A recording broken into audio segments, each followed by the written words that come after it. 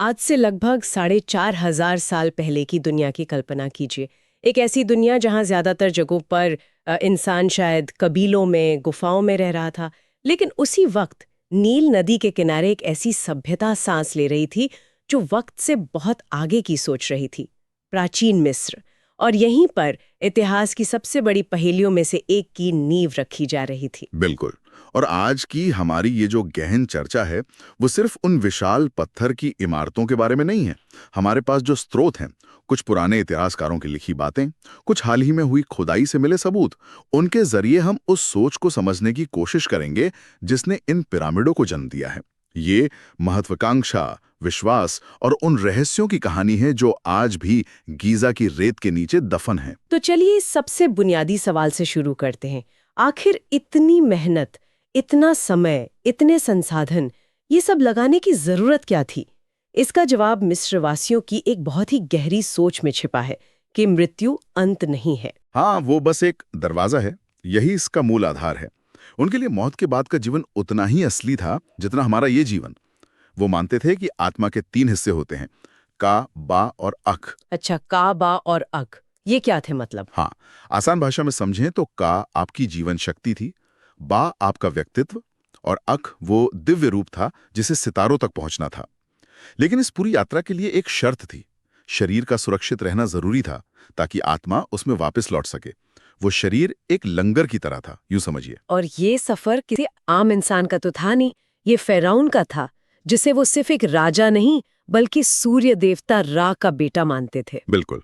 उसकी मंजिल धरती पर राज करना नहीं थी, बल्कि मरने के बाद सितारों के बीच देवताओं से जा मिलना थी। और उस दिव्य सफर के लिए उसे 3 चीजों की जरूरत थी। पहला, एक महफूज शरीर जिसे ममी बनाकर हमेशा के लिए सहेजा जाता था। दूसरा, उसका सारा खजाना और जरूरी सामान जो उसे अगले जीवन में काम आएगा। और तीसरा, एक ऐसा घर जो वक्त को मात दे सके, जो हजारों साल तक खड़ा रहे। यहीं से पिरामिड का विचार आया। ये सिर्फ एक कब्र नहीं थी, ये अनंत काल के लिए बना एक लॉन्च पैड था। तो ये सोच तो तैयार थी, लेकिन इसे जमीन पर कैसे उतारा गया? मतलब पहला कदम किसने और कहाँ उठाया? क्योंकि गीजा के महान पिरामिड तो रातों रात नहीं बन गए होंगे। नहीं, बिल्कुल नहीं। ये सफर शुरू हुआ लगभग 2630 ईसा पूर्व, सक्कारा में फराउन जोसर के साथ। और इसका श्रेय जाता है एक ऐसे इंसान को जो अपने समय का शायद सबसे जीनियस व्यक्ति था, इमहॉटेब। इमहॉटेब, हाँ मैंने सुना है इनके बारे में। वो सिर्फ एक वास्तुकार नहीं था, वो एक डॉक्टर, एक इंजीनियर, एक वैज्ञानिक, सब कुछ था। उससे पहले राजाओं को मिट्टी की ईंटों से बने चपटे मकबरों में दफनाया जाता था, जिन्हें मस्तबा कहते थे। तो इमहॉटेब ने क्या अलग किया? उसने एक क्रांतिकारी काम किया। उसने एक मस्तबा के ऊपर दूसरा, फिर तीसरा, ऐसे करके 6 मस्तबा एक के ऊपर एक रख दिए, जिससे एक सीढ़ी जैसी आकृति बन गई। लेकिन असली क्रांति ये नहीं थी। असली क्रांति थी मटेरियल में। उसने मिट्टी की जगह पत्थर का इस्तेमाल किया। इतिहास में पहली बार किसी ने पत्थर से इतनी विशाल इमारत बनाने की हिम्मत की थी।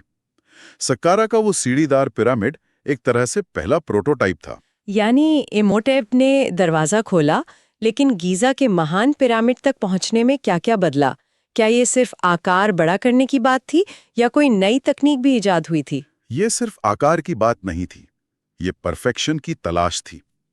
सक्कारा और गीजा के बीच कुछ दशकों में ही उन्होंने अपनी कला को उस स्तर पर पहुंचा दिया जो आज भी हैरान करता है। और ये सफर हमें सीधे ले आता है फरौन खुफू के महान पिरामिड तक, जो इंजीनियरिंग का एक चमत्कार है। इसके आंकड़े तो आज भी दिमाग को सुन्न कर देते हैं। सोचिए, ये लगभग 2560 ईसा पूर्व बना। ऊंचाई करीब 146 मीटर, यानी आज की 40-50 मंजिला इमारत जितनी। इसे बनाने में 23 लाख से ज्यादा पत्थर के ब्लॉक लगे और हर ब्लॉक का वजन कम से कम 2 टन था। कुछ का तो 80 टन तक। हाँ, 80 टन तक, और ये सब सिर्फ 20 साल में। और सबसे हैरान करने वाली बात यह है कि बनने के बाद ये इमारत लगभग 3800 सालों तक दुनिया की सबसे ऊंची मानव निर्मित संरचना बनी रही। 19वीं सदी में जाकर ही कोई इससे ऊंचा बन पाया। यहाँ पर एक बहुत बड़ी गलतफहमी है जिसे हमारे स्रोत पूरी तरह से खारिज करते हैं। फिल्मों में हमेशा दिखाया जाता है कि इसे बनाने के लिए हजारों गुलामों को कोड़े मारे जाते थे, लेकिन सच कुछ और ही है ना? माँ, ये सबसे बड़ी गलतफहमियों में से एक है। हमारे पास दो तरह के स्रोत हैं।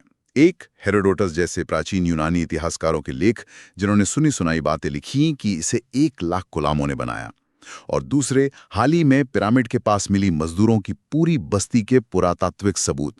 और मजा ये है कि ये दोनों स्रोत बिल्कुल अलग कहानियां सुनाते हैं। और वो नई कहानी क्या है? वो कहानी ये है कि इसे बनाने वाले कुशल मिस्री मजदूर, इंजीनियर और कारीगर थे। ये एक राष्ट्रीय प्रोजेक्ट था जिस पर पूरे देश को गर्व था। खुदाई में मिली उनकी हड्डियों से पता चलता है कि उन्हें अच्छा खाना मिलता था, चोट लगने पर उनका इलाज होता था। बल्कि स्रोत तो ये भी बताते हैं कि उन्हें बाकायदा बियर और रोटी दी जाती थी, जो उस समय की मुद्रा की तरह थी। अच्छा, तो ये गुलामी का नहीं बल्कि संगठित मानव श्रम और राष्ट्रीय गौरव का प्रतीक है। बिल्कुल। ये जानकारी तो पूरी तस्वीर ही बदल देगी है। ठीक है, तो इसे कुशल कारीगरों ने बनाया था, लेकिन यहाँ सबसे बड़ा सवाल उठता है कैसे? उनके पास लोहे के औजार नहीं थे, सिर्फ तांबे के थे। उनके पास क्रेन या कोई आधुनिक मशीन नहीं थी। फिर वो 80 टन का पत्थर, ये कैसे संभव हुआ? यही तो वो सवाल है जहां विज्ञान और रहस्य आपस में मिल जाते हैं। और देखिए, बात सिर्फ वजन की नहीं, सटीकता की है। उन्होंने पत्थरों को इतनी बारीकी से तराशा है कि उनके बीच की दरारों में आज एक ब्लेड तक नहीं घुस सकता। सोचिए, उनके पास सिर्फ तांबे के औजार थे जो लोहे से बहुत नरम होते हैं। इसके बावजूद उन्होंने ग्रेनाइट जैसे सख्त पत्थर पर काम किया। ये आज किसी लकड़ी के चाकू से स्टील काटने जैसा है। एक मिनट, लेकिन सिर्फ काटना ही तो सब कुछ नहीं था, उसे ऊपर भी तो पहुंचाना था। और मैंने पढ़ा है कि ये पूरा पिरामिड चारों दिशाओं की तरफ लगभग एकदम सीध में है। बिना कंपास के ये कैसे किया होगा? बिल्कुल, दिशा के लिए उन्होंने सितारों का इस्तेमाल किया। वे रात में किसी एक तारे को फोकस करके और उसके उगने और डूबने की जगह को मार्क करके सटीक उत्तर दक्षिण की रेखा खींचते थे। यह उनके खगोल विज्ञान के ज्ञान का सबूत है। जहां तक पत्थरों को ऊपर पहुंचाने की बात है, सबसे आम थियरी रैंप या ढलान की है। ढलान की? हाँ, माना जाता है कि उन्होंने मिट्टी और ईंटों की विशाल ढलानें बनाई होंगी, जिनके सहारे पत्थरों को ऊपर खींचा गया। लेकिन क्या ये थ्योरी हर सवाल का जवाब देती है? 80 टन के पत्थर को एक मिट्टी के रैंप पर खींचना, ये सुनने में ही असंभव लगता है। क्या स्रोतों में कोई और थ्योरी भी है, चाहे वो कितनी भी अजीब क्यों ना हो? इस पर आज भी बहस जारी है। कुछ विशेषज्ञ मानते हैं कि रैंप सीधा ना होकर पिरामिड के चारों ओर घूमता हुआ बनाया गया होगा। एक नई थ्योरी ये भी है कि शायद कोई अंदरूनी रैंप रहा हो। लेकिन सच ये है कि कोई भी सिद्धांत पूरी तरह से ये नहीं समझा पाता कि ये सब इतने बड़े पैमाने पर और इतनी तेजी से कैसे हुआ। ये उनकी तकनीक या शायद उनके धैर्य का वो स्तर दिखाता है जिसके बारे में हम आज सोच भी नहीं सकते। और ये अविश्वसनीय सटीकता सिर्फ इंजीनियरिंग की नहीं थी, बल्कि उनके विश्वास की भी थी। हर पत्थर, हर दिशा का एक आध्यात्मिक मतलब था, है ना? बिल्कुल, यहीं पिरामिड का असली रहस्य खुलता है। वो सिर्फ कब्रें नहीं थीं, उनका आकार ही प्रतीकात्मक था। यह सृष्टि के पहले टीले बेन बेन का प्रतीक था। मिस्र की कहानियों के मुताबिक जब दुनिया में सिर्फ पानी था तो सबसे पहले बेन बेन नाम का एक टीला ही बाहर निकला, जिस पर सूर्य देवता रा प्रकट हुए। पिरामिड उसी जीवन की नई शुरुआत का प्रतीक था। और इसका सितारों से भी गहरा कनेक्शन था, जैसा आपने बताया। बहुत गहरा। पिरामिड के अंदर कुछ संकरी सुरंगें या शाफ्ट हैं। दशकों तक लोग इन्हें हवा के लिए बनाया गया रास्ता समझते रहे, लेकिन फिर पता चला कि ये सुरंगें सीधी नहीं हैं। ये आसमान में खास जगहों की ओर इशारा करती हैं। एक सुरंग सीधे ओरायन नक्षत्र की ओर इशारा करती हैं, जिसे मिस्रवासी मृत्यु के बाद के जीवन के देवता ओसिरिस का स्वर्गीय रूप मानते थे। तो ये सच में एक लॉन्च पैड था, फेरौन की आत्मा के लिए सितारों तक पहुंचने का एक नक्शा। आप इसे एक तरह की आध्यात्मिक मशीन कह सकती हैं। हर चीज का एक उद्देश्य था। आकार, दिशा, अंदर की सुरंगें, सब कुछ फराउन की आत्मा को उसकी उनकी अंतिम यात्रा पर भेजने के लिए डिजाइन किया गया था। ये विश्वास था कि फराउन की आत्मा इन्हीं सितारों में जाकर विलीन हो जाएगी। जाहिर है, इतने कीमती सामान और एक राजा के शरीर के साथ सुरक्षा सबसे बड़ी चिंता रही होगी। चोरों से बचाने के लिए क्या इंतजाम थे? पिरामिड के अंदर का हिस्सा एक भूल भुलैया जैसा होता था। कई गुप्त रास्ते, झूठे दरवाजे और ऐसे गलियारे जो कहीं नहीं जाते थे, सिर्फ चोरों को भटकाने के लिए बनाए गए थे। मुख्य दरवाजे को तो कई टन भारी ग्रेनाइट के पत्थरों से हमेशा के लिए सील कर दिया जाता था। लेकिन क्या ये सब कोशिशें कामयाब हुईं? दुर्भाग्य से नहीं। इन तमाम सुरक्षा उपायों के बावजूद प्राचीन काल में ही लगभग सभी पिरामिड लूट लिए गए। चोरों ने अपनी ही सुरंगें खोदकर या गुप्त रास्तों को ढूंढकर अंदर के सारे कीमती सामान निकाल लिए। विडंबना देखिए, जो इमारतें अनंत काल के लिए बनाई गई थी वो कुछ 100 सालों में ही लूट गई। और यही हमें आज के अनसुलझे सवालों पर लाता है। स्रोत कुछ ऐसे प्रश्न उठाते हैं जो आज भी शोधकर्ताओं को परेशान करते हैं। जैसे, जब महान पिरामिड को आधुनिक समय में खोला गया तो वो लगभग खाली क्यों था? फ़ारओन खुफू की मम्मी या कोई बड़ा खजाना वहां नहीं मिला? ये एक बहुत बड़ा रहस्य है। एक विचार यह है कि उसे प्राचीन काल में ही पूरी तरह लूट लिया गया था, लेकिन कुछ शोधकर्ताओं का मानना है कि असली दफन कक्ष शायद अब तक मिला ही नहीं है। आधुनिक स्कैनिंग तकनीकों से पिरामिड के अंदर कुछ बड़ी बड़ी खाली जगहों का पता चला है, जिन्हें वॉइड्स कहा जा रहा है। हो सकता है कि असली रहस्य उन छिपे हुए कमरों में बंद हो। और वही सवाल फिर से घूम कर आता है, वो गणितीय सटीकता इतनी अद्भुत क्यों है? क्या ये सिर्फ संयोग था या इसके पीछे कोई ऐसा ज्ञान था जो खो चुका है? इन सवालों के जवाब पर ही लोग बटे हुए हैं। एक खेमा है जो इसे पूरी तरह से विज्ञान और इंजीनियरिंग का कमाल मानता है कि उस समय के लोगों ने अपनी मेहनत और बुद्धि से ये सब हासिल किया। दूसरा खेमा मानता है कि शायद उनके पास कोई ऐसी खोई हुई तकनीक थी जिसके बारे में हम नहीं जानते। और एक वर्ग तो इसे अलौकिक शक्तियों से भी जोड़ता है।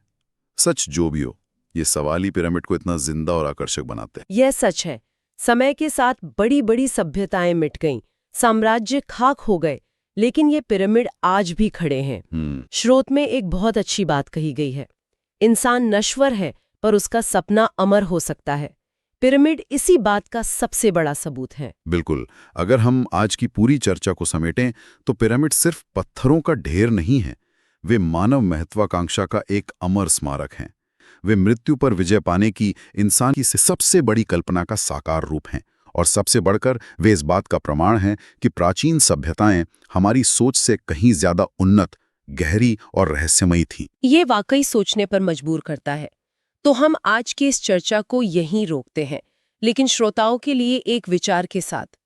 अगर आज की हमारी सभ्यता को, हमारी तकनीक, हमारे ज्ञान को आज से 4,500 साल बाद याद किया जाए, तो वो कौन सी एक चीज होगी जिसे हम पीछे छोड़ जाएंगे, जो पिरामिड की तरह समय को मात दे सके?